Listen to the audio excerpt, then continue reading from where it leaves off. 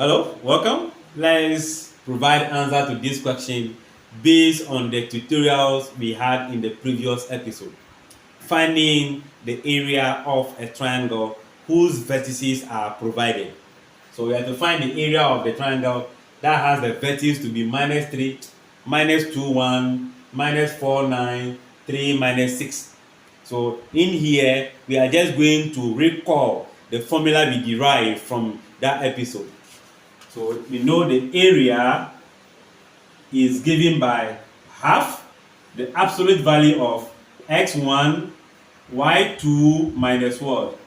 y3. Let me write it down.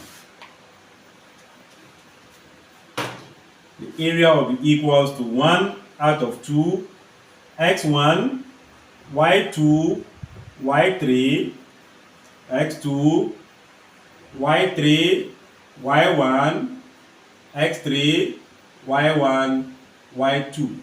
The absolute value of that. How do we get that? We know that our x1 will be here. This is your x1, y1, x2, y2, x3, y3. So you only do substitution. So now if we do our substitution, we have our half absolute value.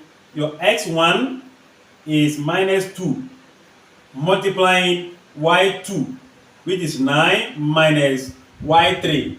Negative become +6 plus the x2 is negative. So I can have my -4 here multiplying y3, which is -6, y1, which is what? -1. Then plus x3, y1, 1, y2, 9. So this is what we are going to have. Let's repeat our half. The absolute value, we know this is going to be 15 times -2 will be -30. Here will be -7, right? -7 times -4, +28, right? What again do we have? -8 to be here, times 3 -24. So our area will just be equals to half the absolute value of, this is just like 28, then we have 30. So 28 minus 30, that will give you -2. -2 minus 24, that will be -26. Then the absolute value of that will give you +26. So that will be 13 square unit. All right. There is also one method which we don't want to use the longer version of this formula by first translating one of the vertices to 0. That is, you want to get the origin. Translate one point to the origin. Let's see how we can do that also. So for the alternate method, let's translate any of the point to 0, 0. So let's translate the point. I think I'll pick -2, 1 to the origin point. Meaning, how am I going to translate it? Adding the opposite sign. Let me write it as a vector, okay? That will be -2 and 1 plus 2, -1. If I do this, I get 0, 0. So now, this point that I translated, I need to do the same to all of them. So I'll be having -4, 9 plus 2, -1.